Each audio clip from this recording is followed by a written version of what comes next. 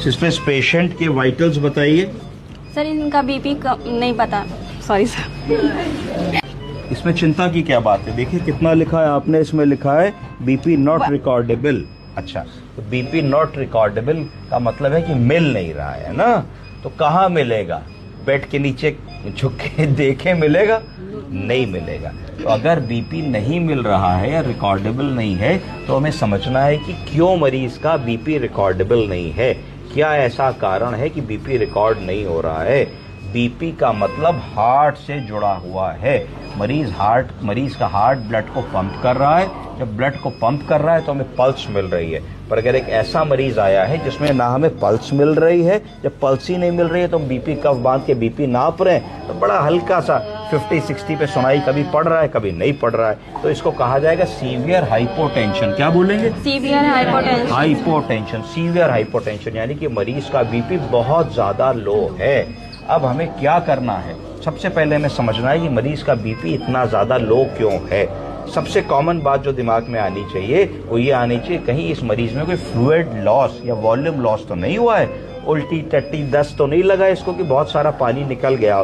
तो 1 मिनट में उसके घर वालों से हमको हिस्ट्री ले लेनी चाहिए। अगर वो ऐसी हिस्ट्री देते हैं, हाँ भाई परसों गए थे, बाहर का खाना खाया, स्ट्रीट फूड खाया, गोलगप्पे खाए, ये खाया, उसके बाद से 10-15 रात में इनको पॉटी हुई और एकदम निढाल पड़ गए, खट से तुम समझ जाओगी कि इनको हमको कम से कम 2 से 3 लीटर आईवी फ्लूइड देना है। और जैसे ही हम इनको 1-2 बोतल आईवी फ्लूइड की लगाएंगे, इनकी पल्स धीरे धीरे आने लगेगी और जो टेकीकार्डिया हो रहा है, पल्स रेट बढ़ गया है, वो सेटल होने लगेगा। क्यों सेटल होने लगेगा? क्योंकि हार्ट जब कॉन्ट्रैक्ट और रिलैक्स कर रहा है तो उसके अंदर जो फ्लूइड आना चाहिए, ब्लड आना चाहिए, उसकी मात्रा कम हो गई है। तो हार्ट जल्दी काम कर रहा है, तो टेकीकार्डिया हो रहा है, डिकम्पेंसेट कर रहा है। तो जब हम आईवी फ्लूइड देंगे तो शरीर में टोटल वॉल्यूम और सर्कुलेटिंग फ्लूइड का जो डिप्लीशन हो गया है, कम हो गया है, वो बराबर आ जाएगा। जब बराबर आ जाएगा तो धीरे धीरे हार्ट की कॉन्ट्रैक्टिबिलिटी कम हो जाएगी और बीपी बढ़ने लगेगा। तो ये आपका एक संकेत होगा। अब अगर मानिए मरीज आपसे कहता है कि नहीं साहब, हम तो कोई गोलगप्पे नहीं खाने गए, हम कोई स्ट्रीट फूड नहीं खाया, कोई उल्टी दस्त नहीं लगा, हमें तो हफ्ते भर से बुखार हल्का हल्का आ रहा था, डॉक्टर साहब से या मेडिकल स्टोर से दवा लेके खा रहे थे और एकदम से रात में ये दिक्कत हुई, सांस लेने में दिक्कत हुई और एकदम से चक्कर आया और हम अस्पताल लेके भागे। तब तुमको दूसरा कॉज समझना पड़ेगा कि ये क्या हो रहा है। फिर तुम और क्लियरली पूछोगे कि क्या ये हाइपोटेंशन का कॉज कार्डियक जा रहा है या नॉन कार्डियक जा रहा है। अगर कार्डियक जा रहा है तो क्या हमने ईसीजी करा, क्या हमने चेस्ट पेन के बारे में पूछा, क्या उस मरीज को डायबिटीज तो नहीं है कि साइलेंट हार्ट अटैक आ रहा हो, क्या उस मरीज को कोई सांस तो नहीं फूली, जबड़े में कोई उसको रेडिएटिंग पेन तो नहीं हुआ, कुछ उसको लेफ्ट शोल्डर में पेन तो नहीं हुआ, कुछ उसको पसीना तो नहीं है। तो कार्डियक सिम्टम को समझने की कोशिश करेंगे, तत्काल एक ईसीजी करेंगे। अगर ईसीजी भी हमने करा और ईसीजी में कोई कार्डियक चेंजेस नहीं आ रहे हैं, उधर डिहाइड्रेशन और हाइपोवोलेमिया भी हमने हटा लिया, तो फिर हाइपोटेंशन का तीसरा कॉज क्या आएगा? तीसरा कॉज जो हमको समझ में आना चाहिए वो होना चाहिए सीवियर इन्फेक्शन, सेप्सिस, सेप्टिसेमिक शॉक, जिसकी वजह से ऐसा हो रहा है। तब हम और डिटेल हिस्ट्री लेंगे कि भाई क्या दिक्कत थी, 4-5 दिन से बीमार थे, 3 दिन से ऑफिस नहीं जा रहे थे, हल्के बुखार से शुरू हुआ था, खांसी हो रही थी, बलगम हो रहा था, थोड़ा सा खांसी में खून भी आया था, ये था वो था। तो आपके दिमाग में आना चाहिए कि भाई ये तो सेप्सिस की बात हो रही है।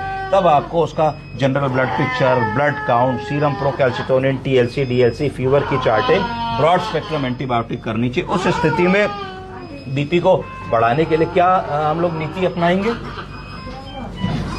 फ्लूइड को अवॉइड करेंगे, फ्लूइड से ज्यादा, क्योंकि फ्लूइड लॉस तो हुआ नहीं। तो फ्लूइड लॉस नहीं हुआ है तो इसका मतलब यह है कि ब्लड वेसल्स को अगर हम नैरो करेंगे, सुकोड़ देंगे, पतला कर देंगे तो हमारा बीपी बढ़ जाएगा। तो वेजो कॉन्स्ट्रिक्टिव ड्रग्स देंगे। कौन सी देंगे? वेजो कॉन्स्ट्रिक्टिव ड्रग, डोपामीन, डोब्यूटामीन, नॉरएड्रेनालिन, वेजोप्रेसिन, ऐसी दवाओं को जब हम देंगे तो धीरे धीरे मरीज का ब्लड प्रेशर बढ़ेगा। और देखने की कोशिश करेंगे कहीं ऐसा तो नहीं कि बहुत ज्यादा हाथों पैरों में सूजन आ गई हो।